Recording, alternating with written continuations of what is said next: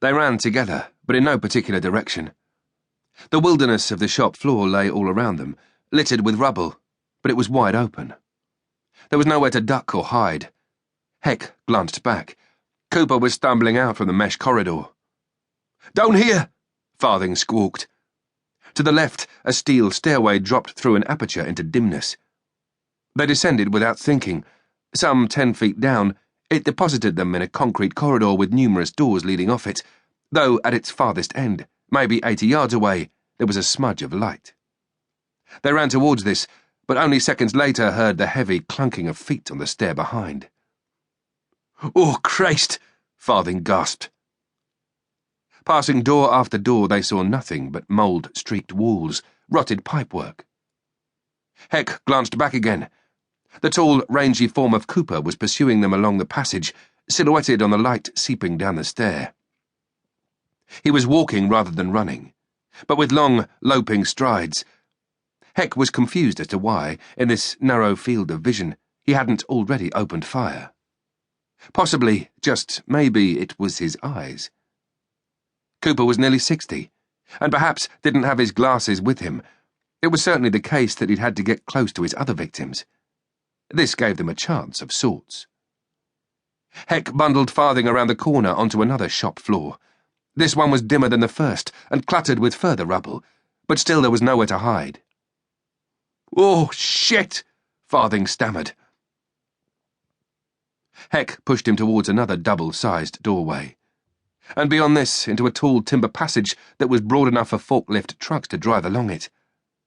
Their footfalls echoed as they hammered along, emerging 50 yards later in what had once been an internal loading bay, a series of concrete platforms abutting into a hangar-like space large enough for HGVs. It was filled with litter and old leaves and stank of oil. There was no further access from here. Panting, Heck could only gaze at the huge folding steel doors that separated them from the outside. Again, they heard feet reverberating along the service passage behind. "Fuck!" Farthing hissed. They scrambled through a smaller-sized doorway on the right, entering a confused sprawl of interconnecting offices and corridors.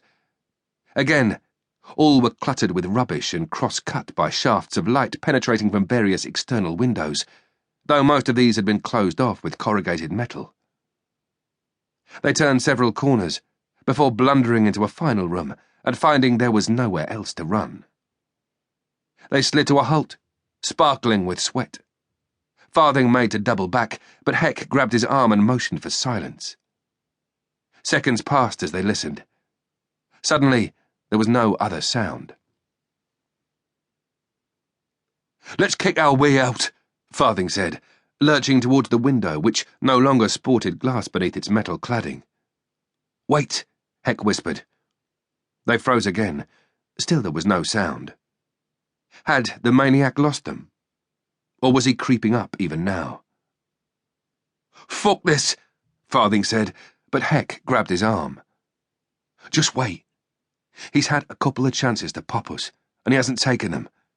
It may be he needs to get close." "So, hang on. We don't know how solid that shutter is. It could take us 5 minutes, and if we make a racket, it'll bring him right to us." Farthing licked his lips. "You go see where he is. I'll try and get it loose quietly."